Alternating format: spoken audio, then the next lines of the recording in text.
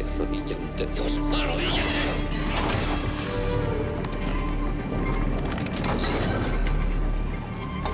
Solo el penitente pasará, con Iñaki Tovar y Ariadna Jiménez.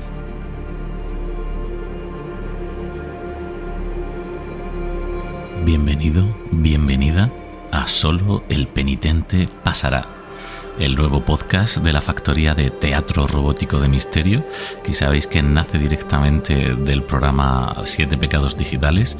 Nació como una sección y ahora ha cobrado alma, ha cobrado vida propia en forma de su propio podcast original, del cual vais a tener 2 episodios al mes, que van a ser siempre dramatizaciones o bien de clásicos del terror, el misterio, la ciencia ficción, la fantasía, o bien vosotros mismos, penitentes que nos estéis escuchando y que sois autores, noveles o consagrados y que tenéis escritos relatos que os gustaría ver convertidos en realidad. Aquí también les daremos eco. Solo tenéis que escribirnos a relatos@Teatro Robótico de Misterio para pasarnos vuestros manuscritos y los miraremos con mucho cariño para convertirlos en realidad. Este nuevo podcast, esta nueva etapa, nace con ese sentimiento que compartimos tanto Ariadna Jiménez como Joseba Bajo, como yo, servidor Iñaki Tovar, que os habla. Esa pasión que tenemos por la ficción sonora, por las dramatizaciones en audio, ¿no? Eso que hemos mamado desde jovencitos y que sabemos que tiene una capacidad asombrosa de transportarte, de entretenerte, de sumergirte en mundos increíbles. Y además nosotros con esta vocación dedicada al terror, al misterio, a pasártelo, a hacértelo pasar mal, ¿no? Si podemos, pero pasándolo de miedo con miedo, como decía Juan José Plans en su maravilloso programa de historias, del cual obviamente somos un homenaje en toda regla a esa época grandiosa de la radio española. Y hoy nos estrenamos con un relato que para mí pues es de los primeros que yo me leí de Edgar Allan Poe, de esa biblioteca secreta que tenía mi padre en casa, y es un relato que, claro, a la tierna edad que yo me lo leí, la verdad es que me impresionó muchísimo, me hizo darle muchas vueltas literalmente al coco.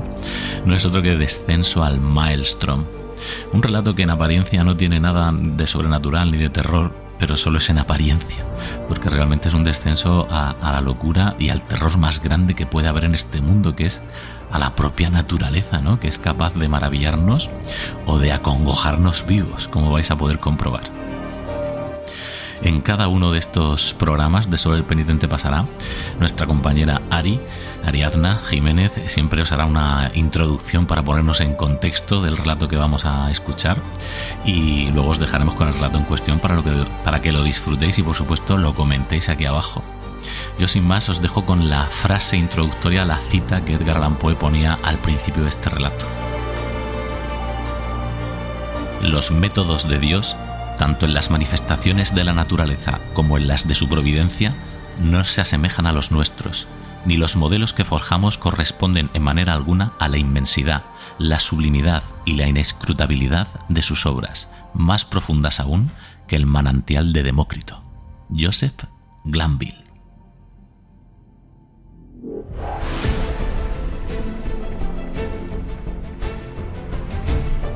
Solo el penitente pasará.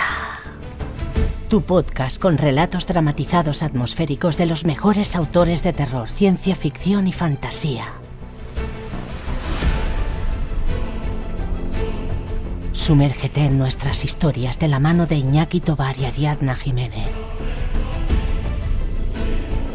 En una producción de Teatro Robótico de Misterio.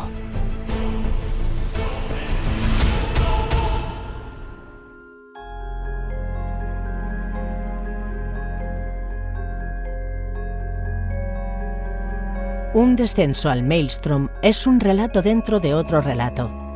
Esta técnica literaria utilizada por Poe se denomina narración enmarcada. En esta ocasión, el autor nos sitúa en aguas noruegas. Un par de hombres escalan la montaña Helseggen cerca de la costa de Noruega y se sientan en la cumbre de un impresionante barranco, desde donde se ve el enorme y temido remolino o vórtice llamado el Maelstrom. De ahí en adelante nos encontramos ante una narración extraordinaria y de gran precisión. Uno de los puntos fuertes de este relato es el uso de flamantes descripciones topográficas, orográficas y climáticas, así como las descripciones de las reacciones de los personajes, que en algunos tramos del relato son llevadas hasta la exageración y lo dantesco. La trama principal es narrada por un joven turista investigador, y la historia de lo vivido en el interior del espantoso remolino Maelstrom es narrada por un anciano que afirma no serlo pese a su apariencia. Los dos personajes nos sumergen en el relato de Poe con narraciones en tiempo pasado y en primera persona. El turista, un hombre joven que investiga los sucesos extraordinarios que han ocurrido durante años en torno al Maelstrom. Y el guía, un anciano de cabello cano, tembloroso y débil, que sufre las consecuencias físicas y emocionales que le dejó su terrible experiencia vivida en el Maelstrom. El marinero relata su aventura cuando, atado a un tonel en medio de la tormenta, se acerca al vórtice del gran remolino y se adentra en él viendo un espectáculo maravilloso a medida que cae lentamente hacia las profundidades del mar. Pero se salva, y cuando lo recogen unos compañeros en su barca, no lo reconocen. Aunque no es un relato en el que ocurra un asesinato o veamos sangre, en el que sus personajes sean dementes, aparezcan monstruos o cadáveres en descomposición, el resultado es el mismo. Sentimos ese ambiente amenazador que crece y crece hasta el clímax de la historia. El relato de Poe es intranquilizante, asombroso y aterrador, pues sin duda como seres humanos sabemos que frente al poder de la naturaleza somos pequeños e indefensos. Es un relato que nos succiona junto con el protagonista hacia las profundidades del mar y dentro de ese remolino gigante. Es un cuento que habla de miedo y de oscuridad, de esperanza y de aceptación, de ingenio y de valentía. A veces, cuando crees que a tu alrededor todo está tranquilo, la vida te sorprende con situaciones complejas en las que debes decidir si te rindes y te dejas arrastrar por la fuerza succionadora de un Maelstrom, o bien encuentras un tonel al que aferrarte para conseguir mantenerte a flote.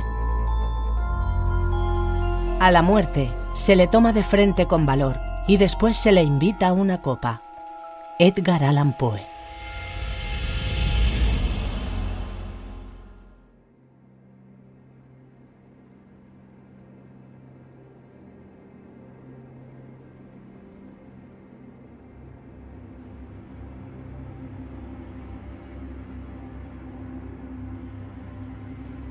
Habíamos llegado a la cima de la roca más elevada. Durante algunos minutos pareció el viejo demasiado exhausto para hablar. Finalmente dijo: Hasta no hace mucho tiempo, podría haberlo guiado en este ascenso tan bien como el más joven de mis hijos. Pero hace unos 3 años me ocurrió algo que jamás le ha ocurrido a otro mortal, o por lo menos a alguien que haya alcanzado a sobrevivir para contarlo. Y las 6 horas de terror mortal que soporté me han destrozado el cuerpo y el alma. Usted ha de creerme muy viejo, pero no lo soy. Bastó algo menos de un día para que estos cabellos, negros como el azabache, se volvieran blancos. Debilitáronse mis miembros y tan frágiles quedaron mis nervios que tiemblo al menor esfuerzo y me asusto de una sombra. ¿Creerá usted que apenas puedo mirar desde este pequeño acantilado sin sentir vértigo? El pequeño acantilado de que hablaba y sobre cuyo ápice habíase tendido negligentemente a descansar, de manera que la parte más pesada de su cuerpo colgaba fuera, protegiéndose únicamente contra la caída con uno de sus codos que apoyaba en su escurridizo borde, este pequeño acantilado era un peñasco que se elevaba sobre un escarpado precipicio de rocas negras y pulidas, a 1500 o 1600 pies sobre el mundo de escollos que se divisaba abajo. Nada me habría decidido acercarme a media docena de yardas de su margen. En realidad, me sentía tan profundamente emocionado por la peligrosa posición de mi compañero que me tiré al suelo de largo a largo, prendido de los arbustos que tenía cerca y sin atreverme a mirar ni tan siquiera el cielo, mientras luchaba en vano conmigo mismo para persuadirme de que las propias bases de la montaña no estaban en peligro con la furia del viento. Pasó largo tiempo antes de que pudiera raciocinar lo suficiente para cobrar el valor de sentarme y mirar a la distancia. Mientras tanto, mi guía decía: debe usted curarse de esas fantasías, ya que lo he traído para que tenga desde aquí la mejor vista del lugar donde ocurrió el episodio que mencioné antes, y para contarle toda la historia con su escenario presente. Con aquella peculiar manera que le distinguía, continuó: Nos hallamos muy cerca de la costa de Noruega, a los 68 grados de latitud, en la gran provincia de Norrland, en el distrito de Lodofen. La montaña cuya cima acabamos de escalar es Helsegen, la nebulosa. Enderécese usted un poco, sujetándose a matas si se siente mareado. Así, mire ahora, más allá de la cintura de vapor que hay debajo de nosotros, hacia el mar. Miré aturdidamente y pude contemplar una ancha extensión del océano, cuyas aguas tenían tal color de tinta que me hizo recordar inmediatamente los relatos del Mare Tenebrarum del geógrafo nubio. La mente humana no podría concebir paisaje más desolado. A derecha e izquierda, tan lejos como la vista podía abarcar, se extendían, semejando los baluartes del universo, hileras de pavorosas rocas negras y escarpadas, cuyo lúgubre aspecto se realzaba poderosamente con el bramido del oleaje que estrellaba contra ellas su blanca y fantástica cresta, aullando y lamentándose por toda la eternidad.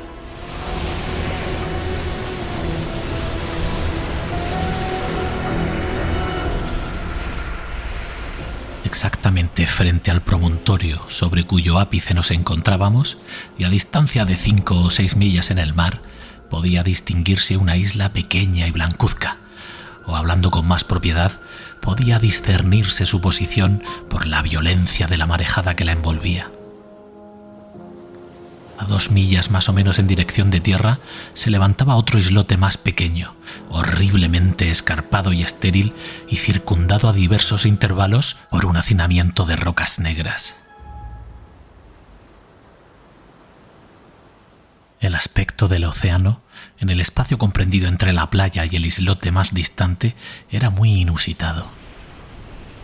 Aun cuando en aquel momento soplaban ráfagas de viento tan violentas hacia tierra que un bergatinal largo, muy lejos, se mantenía con todos los rizos tomados y su casco entero se hundía constantemente fuera de la vista, no había, sin embargo, el menor oleaje, sino simplemente una especie de rápido, corto y enfurecido movimiento del agua en todas direcciones, tanto en sentido del viento como hacia cualquier otro lado.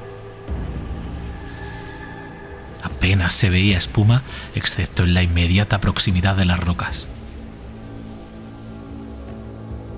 El anciano continuó resumiendo.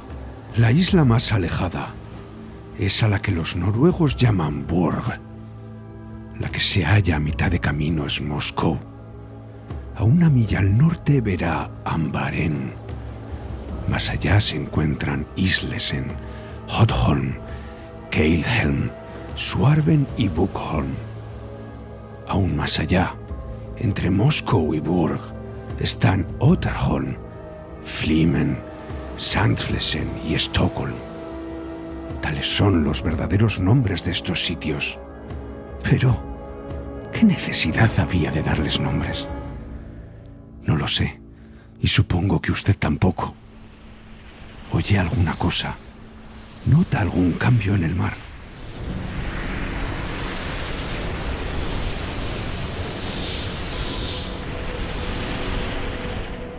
Haría 10 minutos más o menos que nos encontrábamos en lo alto de la roca de Helgesen, hasta donde nos habíamos subido por el interior de Lofoden, de manera que no pudimos ver el mar hasta que se ofreció de un golpe a nuestros ojos desde el ápice.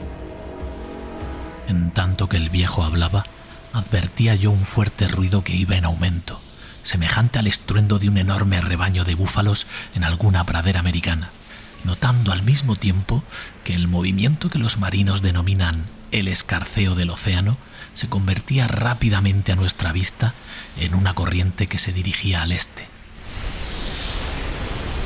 Ante mis propios ojos adquiría esta corriente monstruosa velocidad. Cada minuto aumentaba su rapidez, su impetuosa precipitación.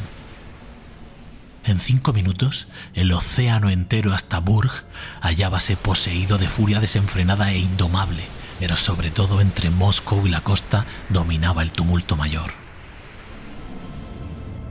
Allí, el vasto lecho de las aguas se hendía y se rasgaba en 1000 canales divergentes, estallaba repentinamente en convulsión frenética, hinchándose, hirviendo, silbando, girando en vórtices gigantescos e innumerables y precipitándose en remolinos hacia el este con rapidez que jamás asume el agua, excepto en caídas torrenciales.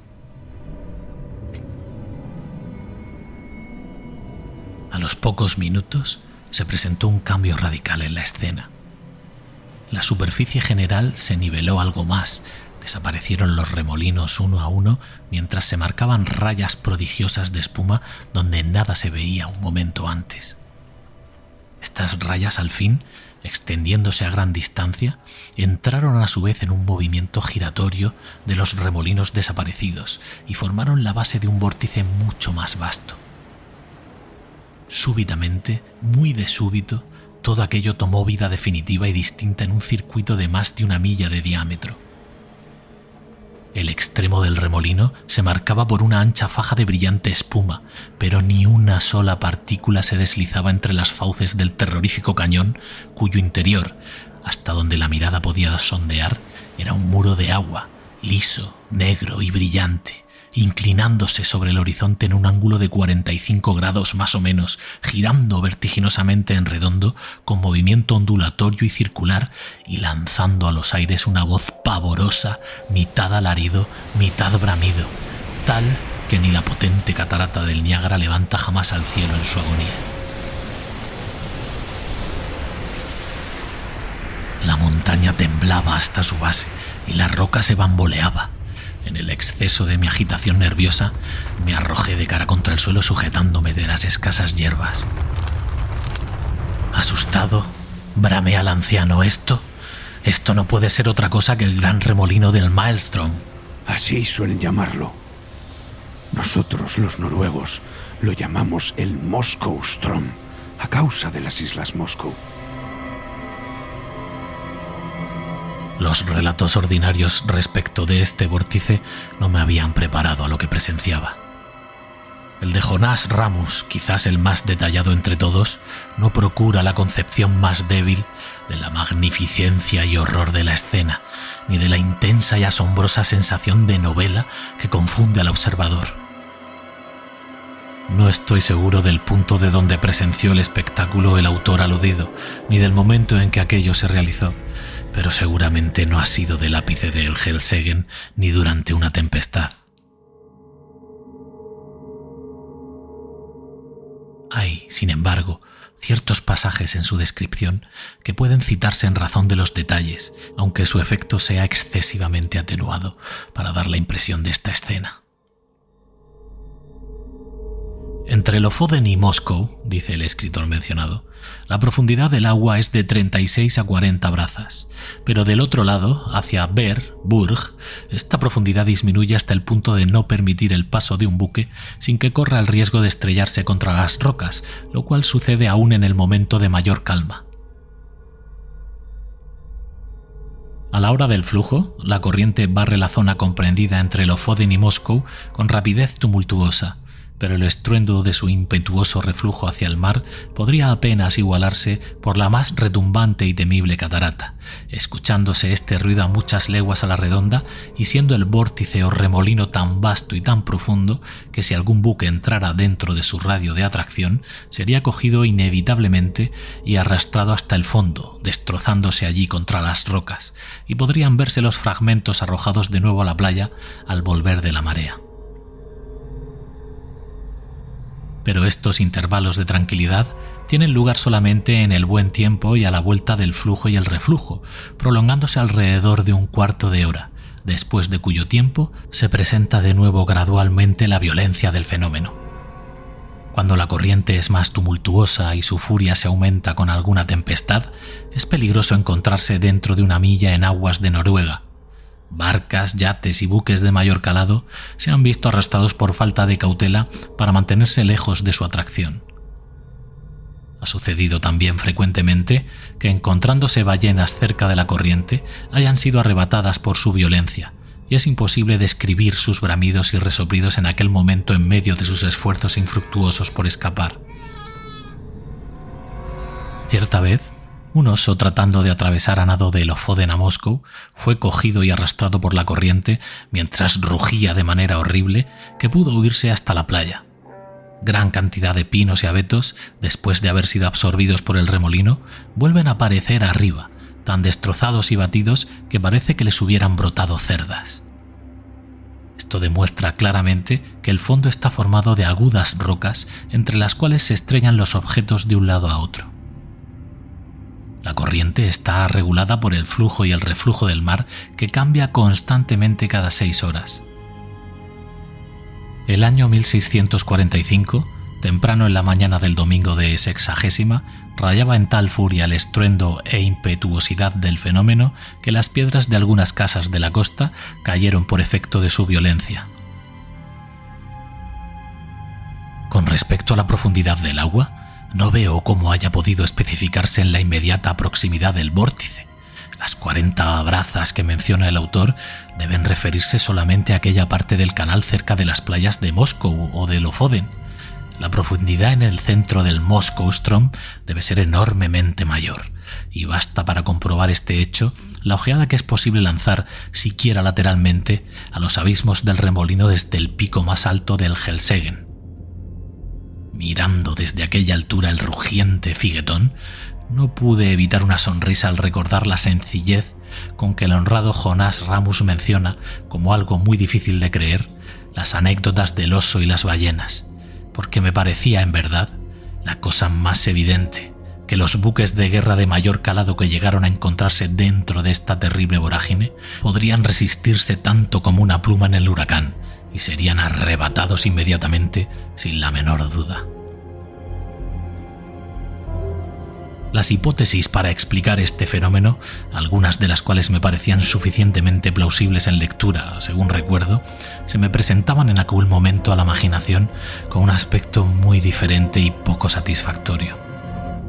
La idea generalmente aceptada es que este vórtice, lo mismo que otros 3 más pequeños que hay en las Islas Feroe, no tienen otra causa que el choque de las olas al levantarse y al caer durante el flujo y el reflujo sobre un parapeto de rocas y bajíos que confina el agua de manera que se precipitan allí como una catarata, y de consiguiente, mientras más sube la marea, más profunda es la caída, y el resultado lógico es un remolino o vórtice cuya prodigiosa succión está suficientemente comprobada por menores experimentos.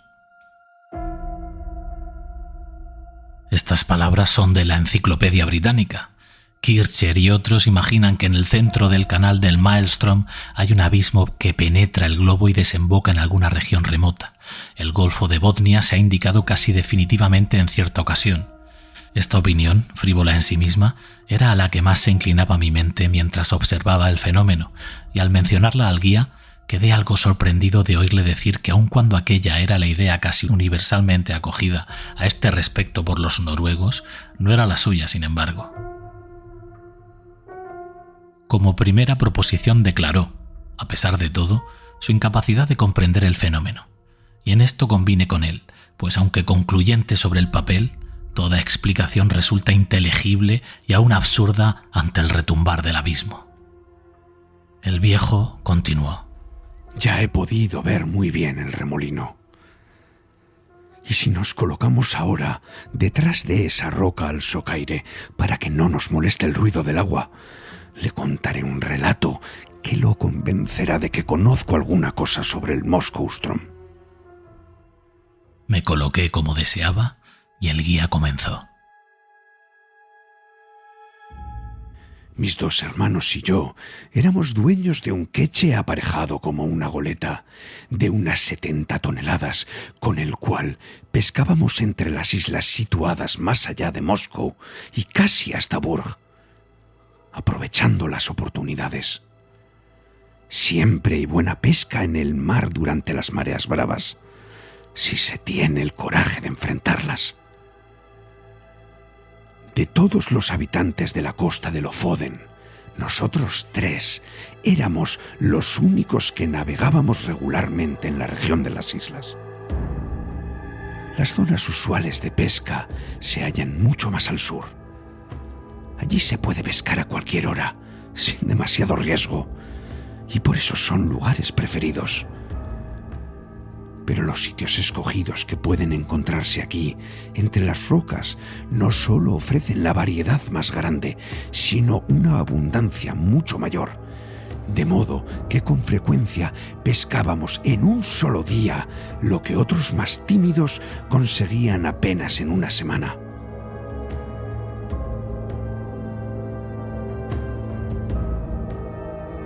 La verdad es que hacíamos de esto un lance temerario, cambiando el exceso de trabajo por el riesgo de la vida y sustituyendo capital por coraje.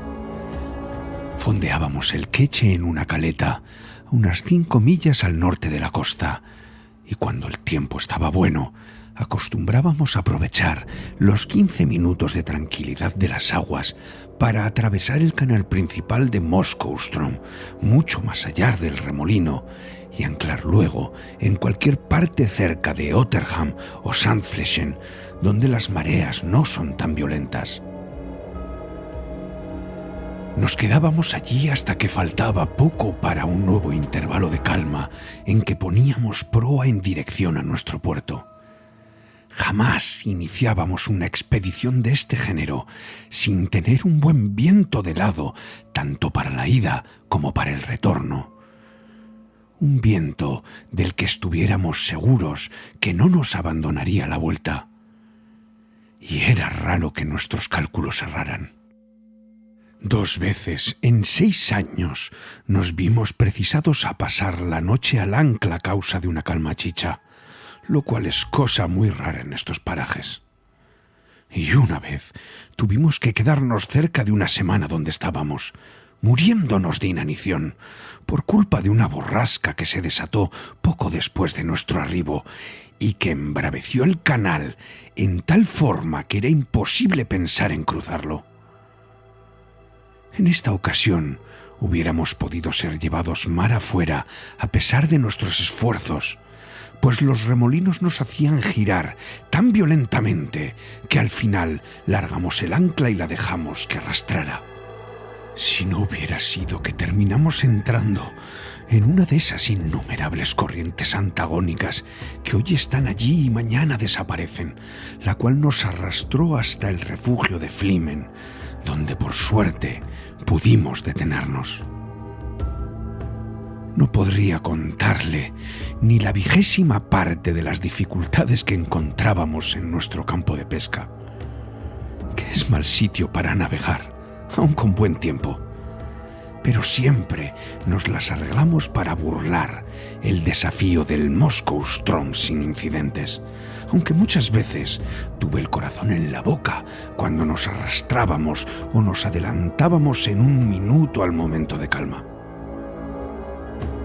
En ocasiones, el viento no era tan fuerte como habíamos pensado al zarpar, y el queche recorría una distancia menor de lo que deseábamos, sin que pudiéramos gobernarlo a causa de la correntada. Mi hermano mayor tenía un hijo de 18 años y yo 2 robustos mozalbetes. Todos ellos nos hubieran sido de gran ayuda en esas ocasiones, ya fuera apoyando la marcha con los remos o pescando. Pero aunque estábamos personalmente dispuestos a correr el riesgo, no nos sentíamos con ánimo de exponer a los jóvenes, pues verdaderamente había un peligro horrible. Esa era la pura verdad. Pronto se cumplirán 3 años desde que ocurrió lo que voy a contarle.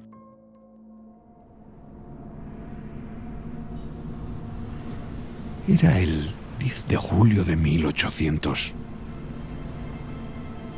Día que las gentes de esta región no olvidarán jamás, porque en él se levantó uno de los huracanes más terribles que hayan caído jamás del cielo.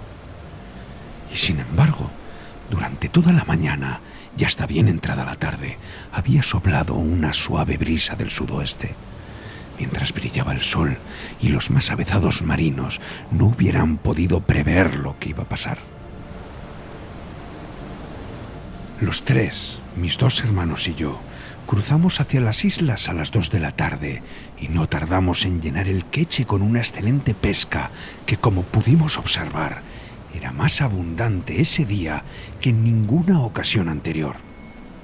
A las 7 por mi reloj, levamos anclas y zarpamos a fin de atravesar lo peor del Strom en el momento de la calma que, según sabíamos, iba a producirse a las 8. Partimos con una buena brisa de estribor y al principio navegamos velozmente, sin pensar en el peligro, pues no teníamos el menor motivo para sospechar que existiera. Pero, de pronto, sentimos que se nos oponía un viento procedente de Helseggen. Esto era muy insólito, jamás nos había ocurrido antes, y yo empecé a sentirme intranquilo, sin saber exactamente por qué.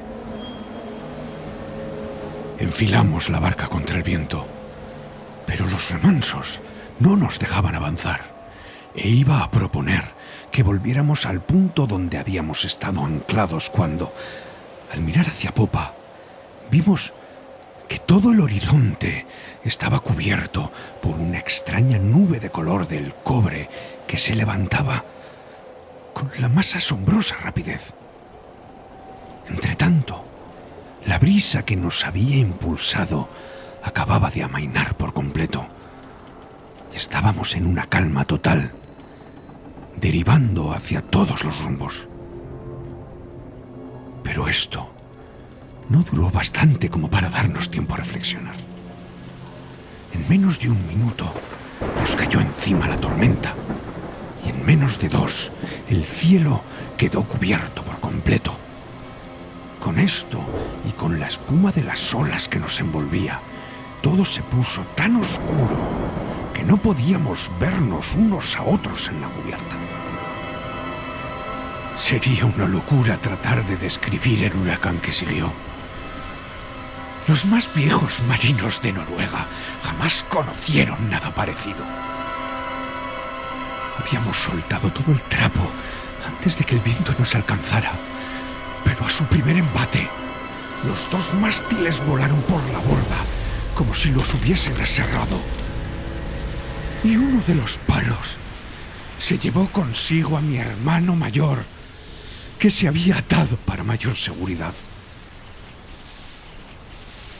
Nuestra embarcación se convirtió en la más liviana pluma que jamás flotó en el agua.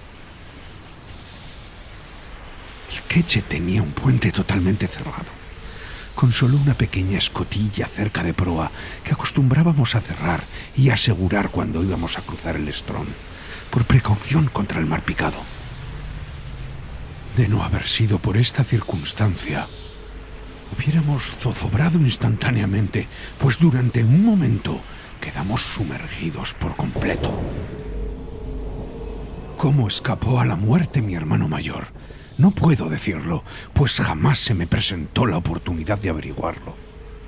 Por mi parte, tan pronto hube soltado el trinquete, me tiré boca abajo en el puente, con los pies contra la estrecha borda de proa y las manos aferrando una armella próxima al pie del palo mayor. El instinto me indujo a obrar así, y fue, indudablemente, lo mejor que podía haber hecho. La verdad es que estaba demasiado aturdido para pensar. Durante algunos momentos, como ya he dicho, quedamos completamente inundadas, mientras yo contenía la respiración y me aferraba a la armella. Cuando no pude resistir más, me enderecé sobre las rodillas, sosteniéndome siempre con las manos, y pude así asomar la cabeza. Pronto, nuestra pequeña embarcación dio una sacudida, como hace un perro al salir del agua, y con eso se libró en cierta medida de las olas que la tapaban.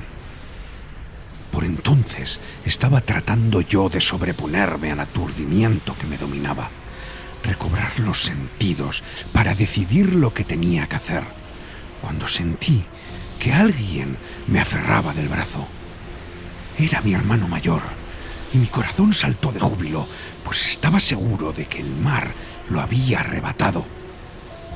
Mas esa alegría no tardó en transformarse en horror, pues mi hermano acercó la boca a mi oreja mientras gritaba: ¡Moskowstrom!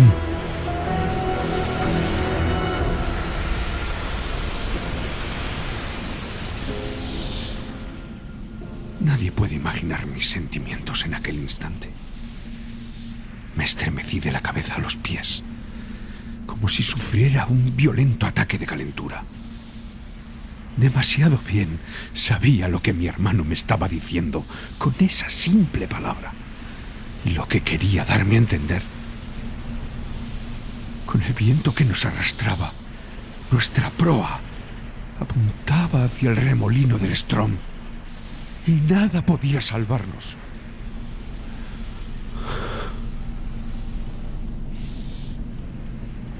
Se imaginará usted que al cruzar el canal del Strom lo hacíamos siempre mucho más arriba del remolino, incluso con tiempo bonancible, y debíamos esperar y observar cuidadosamente el momento de calma. Pero ahora estábamos navegando directamente hacia el vórtice, envueltos en el más terrible huracán. Probablemente, pensé, llegaremos allí en un momento de la calma, y eso nos da una esperanza. Pero un segundo después, me maldije por ser tan loco como para pensar en esperanza alguna. Sabía muy bien que estábamos condenados y que lo estaríamos igual, aunque nos halláramos en un navío 100 veces más grande.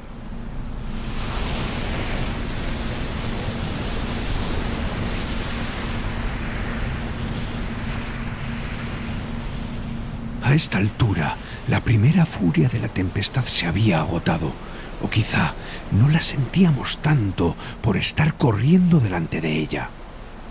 Pero el mar, que el viento había mantenido aplacado y espumoso al comienzo, se alzaba ahora en gigantescas montañas. Un extraño cambio se había producido en el cielo. Alrededor de nosotros y en todas direcciones seguía tan negro como la pez, pero en lo alto, casi encima de donde estábamos, se abrió repentinamente un círculo de cielo despejado, tan despejado como jamás he vuelto a ver, brillantemente azul, y a través del cual resplandecía la luna llena con un brillo que no le había conocido antes. Iluminaba con sus rayos todo lo que nos rodeaba, con la más grande claridad. Pero Dios mío, ¿qué escena nos mostraba? Hice una o dos tentativas para hacerme huir de mi hermano, pero por razones que no pude comprender, el estruendo había aumentado de tal manera que no alcancé a hacerle entender una sola palabra, pese a que gritaba con todas mis fuerzas en su oreja. Pronto sacudió la cabeza, mortalmente pálido, y levantó un dedo como para decirme: «Escucha». Al principio no me di cuenta de lo que quería significar, pero un horrible pensamiento cruzó por mi mente. Extraje mi reloj de la faltriquera. Estaba detenido. Contemplé el cuadrante a la luz de la luna y me eché a llorar mientras lanzaba el reloj al océano. Se había detenido a las 7. Ya había pasado el momento de calma y el remolino del Strom estaba en plena furia. Cuando un barco es de buena construcción, está bien equipado y no lleva mucha carga, al correr con el viento durante una borrasca, las olas dan la impresión de resbalar por debajo del casco, lo cual siempre resulta extraño para un hombre de tierra firme. A eso se le llama cabalgar en lenguaje marino. Hasta ese momento habíamos cabalgado sin dificultad sobre las olas. Pero de pronto, una gigantesca masa de agua nos alcanzó por la bovedilla y nos alzó con ella. ¡Arriba! ¡Más arriba! Como si ascendiéramos al cielo. Jamás hubiera creído que una ola podía alcanzar semejante altura. Y entonces empezamos a caer, como una carrera. Un deslizamiento y una zambullida que me produjeron náuseas y mareo, como si estuviera desplomándome en sueños desde lo alto de una montaña. Pero en el momento en el que alcanzamos la cresta, pude lanzar una ojeada alrededor, y lo que vi fue más que suficiente. En un instante comprobé nuestra exacta posición. El vórtice de Moskow-Ström se hallaba 1/4 de milla adelante. Pero ese vórtice se parecía tanto al de todos los días como el que está viendo usted a un remolino en una charca. Si no hubiera sabido dónde estábamos y lo que teníamos que esperar, no hubiese reconocido en absoluto aquel sitio. Tal como lo vi, me obligó a cerrar involuntariamente los ojos de espanto. Mis párpados se apretaron como en un espasmo. Apenas habrían pasado otros 2 minutos cuando sentimos que las olas decrecían y nos vimos envueltos por la espuma. La embarcación dio una brusca media vuelta a babor y se precipitó en su nueva dirección como una centella. Al mismo tiempo, el rugido del agua quedó completamente apagado por algo así como un estridente alarido. Un sonido que podría usted imaginar formado por miles de barcos de vapor que dejaran escapar al mismo tiempo la presión de sus calderas. Nos hallábamos ahora en el cinturón de la resaca que rodea siempre al remolino, y pensé que un segundo más tarde nos precipitaríamos al abismo, cuyo interior veíamos horrorosamente a causa de la asombrosa velocidad con la cual nos movíamos. El queche no daba la impresión de flotar en el agua, sino de flotar como una burbuja sobre la superficie de la resaca. Su banda de estribor daba al remolino y por babor surgía una inmensidad oceánica de la que acabábamos de salir y que se alzaba como una enorme pared oscilando entre nosotros y el horizonte. Puede parecer extraño, pero ahora, cuando estábamos sumidos en las fauces del abismo, me sentí más tranquilo que cuando veníamos acercándonos a él. Decidido a no abrigar ya ninguna esperanza, me libré de una buena parte del terror que al principio me había privado de mis fuerzas. Creo que fue la desesperación lo que templó mis nervios. Tal vez piense usted que me jacto, pero lo que le digo es la verdad. Empecé a reflexionar sobre lo magnífico que era morir de esa manera y lo insensato de preocuparme por algo tan insignificante como mi propia vida frente a una manifestación tan maravillosa del poder de Dios. Creo que enrojecí de vergüenza cuando la idea cruzó por mi mente. Y al cabo de un momento se apoderó de mí la más viva curiosidad acerca del remolino. Sentí el deseo de explorar sus profundidades, aun al precio del sacrificio que iba a costarme. Y la pena más grande que sentí fue que nunca podría contar a mis viejos camaradas de la costa todos los misterios que vería. No hay duda que eran estas extrañas fantasías en un hombre colocado en semejante situación. Y con frecuencia he pensado que la rotación del barco alrededor del vórtice pudo trastornarme un tanto la cabeza. Otra circunstancia contribuyó a devolverme la calma, y fue la cesación del viento, que ya no podía llegar hasta nosotros en el lugar donde estábamos, puesto que, como usted mismo ha visto, el cinturón de resaca está sensiblemente más bajo que el nivel general del océano, al que veíamos descollar sobre nosotros como un alto borde montañoso y negro. Si nunca le ha tocado pasar una borrasca en plena mar, no puede hacerse una idea de la confusión mental que producen la combinación del viento y la espuma de las olas.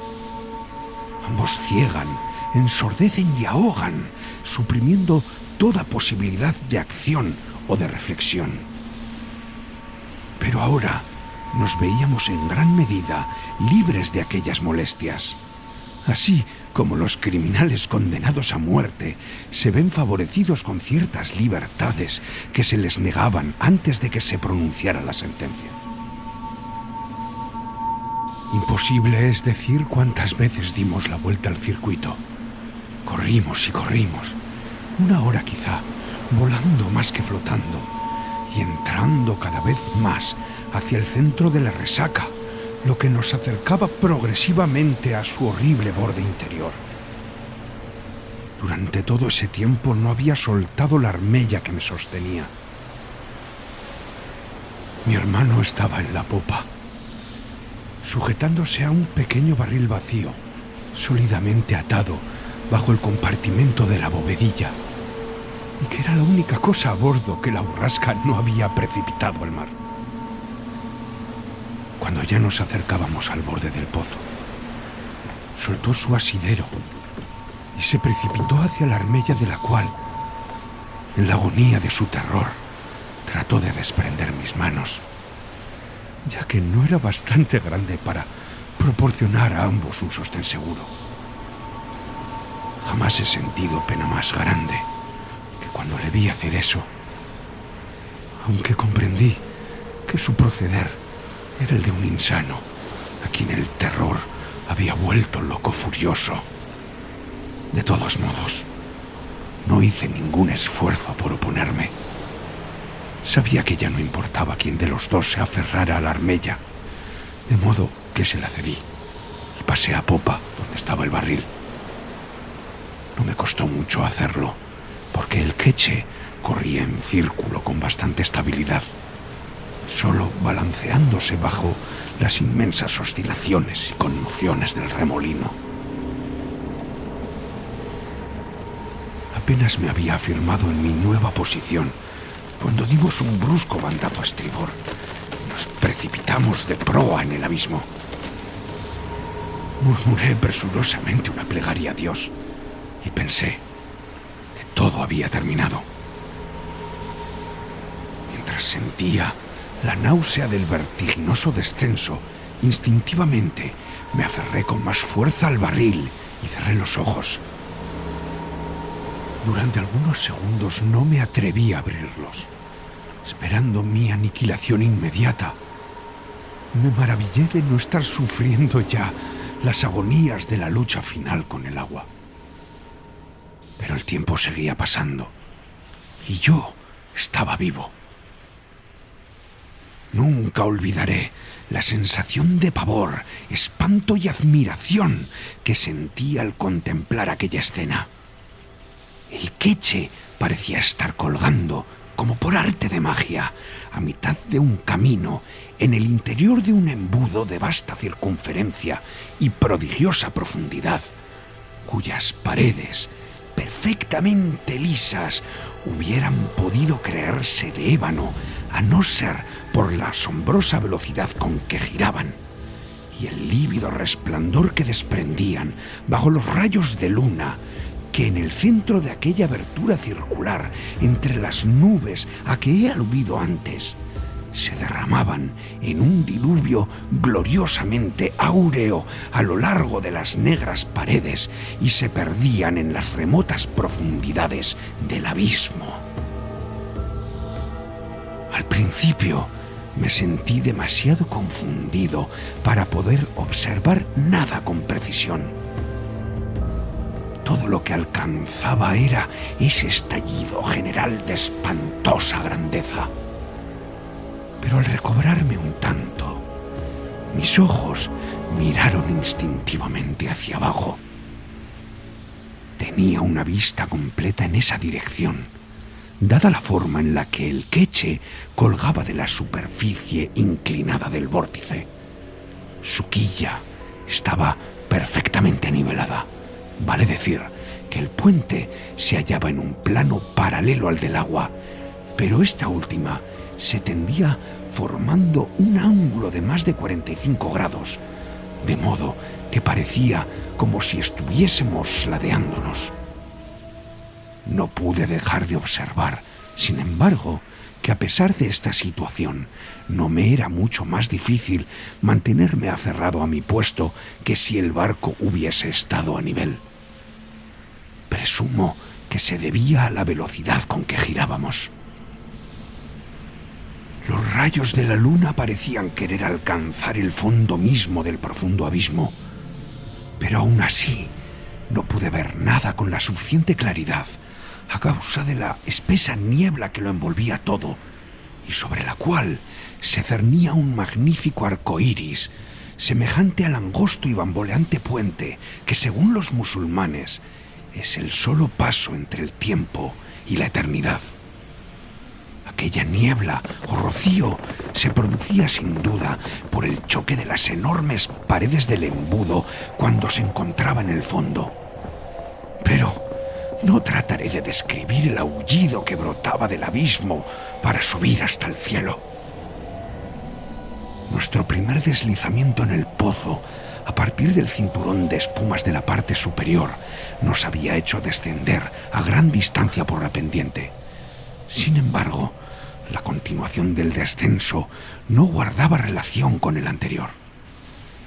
Una y otra vez dimos la vuelta, no con un movimiento uniforme, sino entre vertiginosos balanceos y sacudidas que nos lanzaban a veces a unos cuantos centenares de yardas, mientras que otras nos hacían completar casi el circuito del remolino.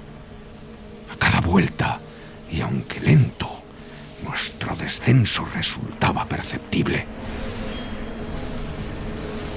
Mirando en torno la inmensa extensión de ébano líquido sobre la cual éramos así llevados, advertí que nuestra embarcación no era el único objeto comprendido en el abrazo del remolino.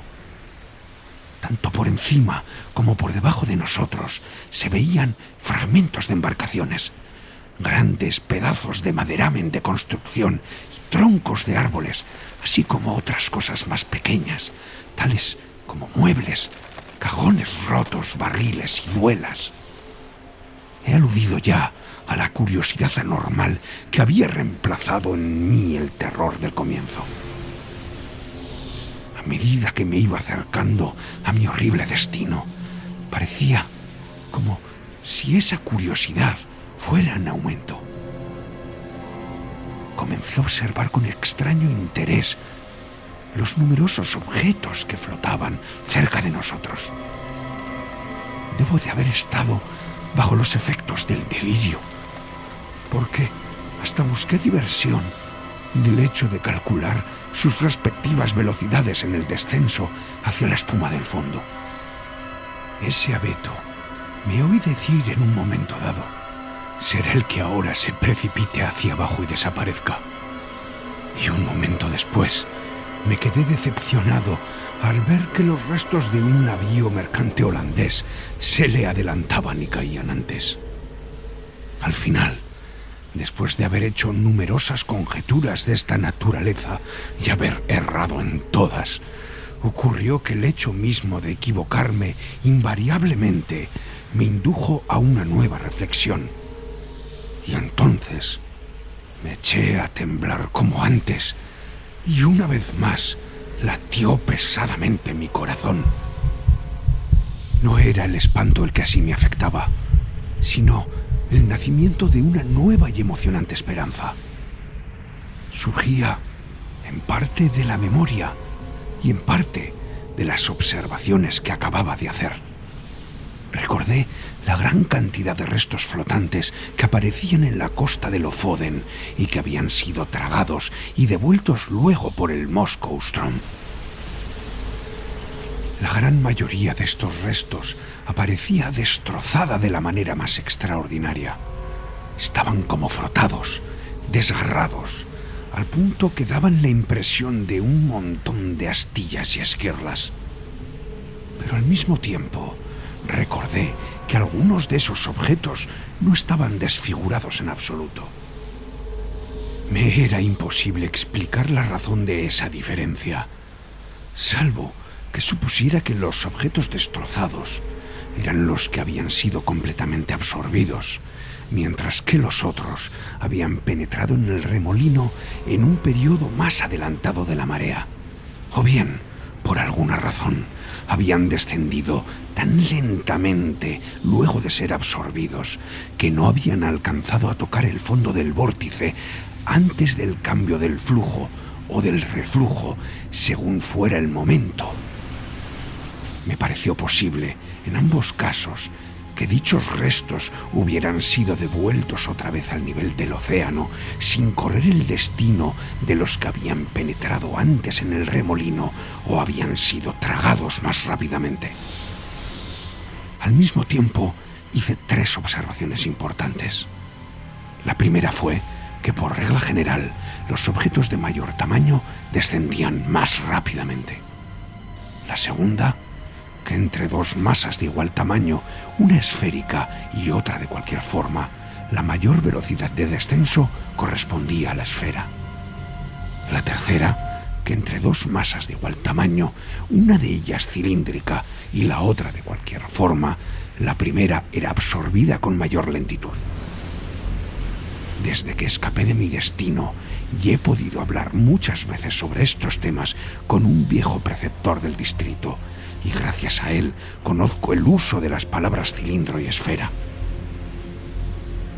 Me explicó, aunque me he olvidado de la explicación, que lo que yo había observado entonces era la consecuencia natural de las formas de los objetos flotantes, y me mostró cómo un cilindro flotando en un remolino ofrecía mayor resistencia a su succión y era arrastrado con mucha mayor dificultad que otro objeto del mismo tamaño, cualquiera que fuese su forma. Había además un detalle sorprendente que contribuía en gran medida a reformar estas observaciones y me llenaba de deseos de verificarlas. A cada revolución de nuestra barca sobrepasábamos algún objeto, como ser un barril, una verga o un mástil. Ahora bien, muchos de aquellos restos que al abrir yo por primera vez los ojos para contemplar la maravilla del remolino se encontraban a nuestro nivel, estaban ahora mucho más arriba y daban la impresión de haberse movido muy poco de su posición inicial. No vacilé entonces en lo que debía hacer. Resolví asegurarme fuertemente al barril del cual me tenía, soltarlo de la bovedilla y precipitarme con él al agua. Llamé la atención de mi hermano mediante signos, mostrándole los barriles flotantes que pasaban cerca de nosotros, e hice todo lo que estaba en mi poder para que comprendiera lo que me disponía a hacer. Me pareció que al fin entendía mis intenciones, pero fuera así o no, sacudió la cabeza con desesperación, negándose a abandonar su asidero en la armella. Me era imposible llegar hasta él, y la situación no admitía pérdida de tiempo. Así fue como, lleno de amargura, lo abandoné a su destino. Me até el barril mediante las cuerdas que lo habían sujetado a la bovedilla y me lancé con él al mar, sin un segundo de vacilación. El resultado fue exactamente el que esperaba. Puesto que yo mismo le estoy haciendo este relato, por lo cual ya sabe usted que escapé sano y salvo, y además está enterado de cómo me las arreglé para escapar, abreviaré el fin de la historia. Habría transcurrido 1 hora o cosa así desde que hiciera abandono del queche, cuando lo vi, a gran profundidad, girar terriblemente 3 o 4 veces en rápida sucesión y precipitarse en línea recta en el caos de espuma del abismo, llevándose consigo a mi querido hermano. El barril al cual me había atado descendió apenas algo más de la mitad de la distancia entre el fondo del remolino y el lugar donde me había tirado al agua, y entonces empezó a producirse un gran cambio en el aspecto del vórtice. La pendiente de los lados del enorme embudo se fue haciendo menos y menos escarpada. Las revoluciones del vórtice disminuyeron gradualmente su violencia. Poco a poco fue desapareciendo la espuma y el arco iris, y pareció como si el fondo del abismo empezara a levantarse suavemente. El cielo estaba despejado, no había viento, y la luna llena resplandecía en el oeste cuando me encontré en la superficie del océano, a plena vista de las costas de Lofoden y en el lugar donde había estado el remolino de Moskoustron. Era la hora de la calma, pero el mar se encrespaba todavía en gigantescas olas por efectos del huracán. Fui impulsado violentamente al canal del Strom, y pocos minutos más tarde llegaba a la costa en zona de pescadores. Un bote me recogió, exhausto de fatiga, y ahora que el peligro había pasado, incapaz de hablar a causa del recuerdo de aquellos horrores. Quienes me subieron a bordo eran mis viejos camaradas y compañeros cotidianos, pero no me reconocieron, como si yo fuese un viajero que retornaba del mundo de los espíritus.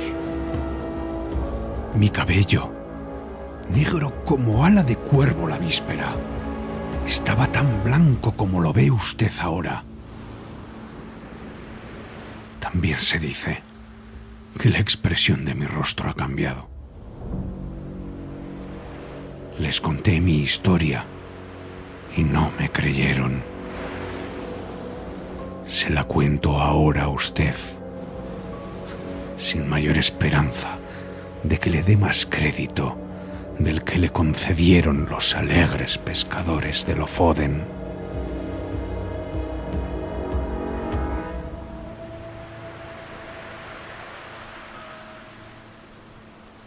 Solo el penitente pasará, con Iñaki Tovar y Ariadna Jiménez.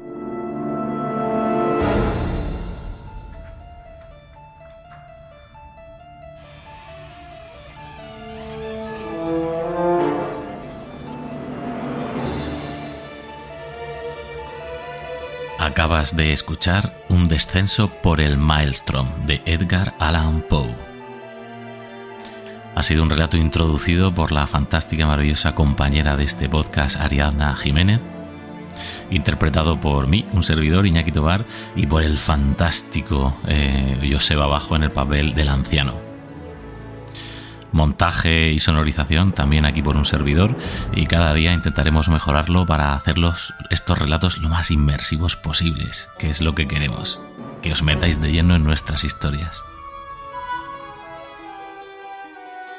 Espero que lo hayas disfrutado tanto como nosotros preparándolo. Estamos muy ilusionados por este estreno, por esta nueva andadura, ¿no? Un nuevo podcast con un nuevo formato, y que ya sabéis que no está en solitario. O sea, este penitente en forma de podcast no está solo. Sabéis que también está acompañado mensualmente de un episodio regular de los 7 pecados digitales, y igualmente está acompañado de una nueva entrega de esa serie de ficción, de terror, creada por el maravilloso Joseba Bajo dentro del podcast madre, ¿no?, que nos agrupa a todos, que es Teatro Robótico de Misterio, y del cual tendréis la última entrega la semana que viene, justo el domingo que viene. No os perdáis el final de temporada de El Hogar de Andrea. Os prometo que vienen curvas muy muy fuertes. Y simplemente quiero aprovechar para daros las gracias a todos los que venís, tanto de Teatro Robótico de Misterio como de 7 Pecados Digitales. Esperamos que ya estéis suscritos para no perderos esas 2 entregas mensuales que vamos a sacar cada mes. Y por supuesto ya sabéis que nos hacéis felices dejando vuestro me gusta y sobre todo dejando vuestro comentario, ¿no? De qué os ha parecido, dónde podemos mejorar. Todas las críticas son bienvenidas. Igualmente aprovecho para recordaros una vez más que aquellos de vosotros escritores, noveles, autores de relatos o de novela corta, siempre que sea temática misterio, terror, ciencia ficción, fantasía, aquí nos encanta. Por favor, enviadnos lo que queráis ver convertido en realidad. Si queréis escuchar cómo suena vuestra imaginación, enviad los relatos a relatos@teatrorobóticodemisterio.com. Y nada más, penitentes, muchísimas gracias por apoyar este primer episodio y nos escuchamos en el siguiente. Has escuchado Solo el penitente pasará. Dramatizaciones inmersivas de los clásicos de terror, ciencia ficción y fantasía de todos los tiempos. Si eres autor novelo amateur y quieres escuchar cómo suena tu imaginación, atrévete a cruzar el umbral y envíanos tu escrito a relatos@teatrorobóticodemisterio.com. Te esperamos en el siguiente programa, si te atreves.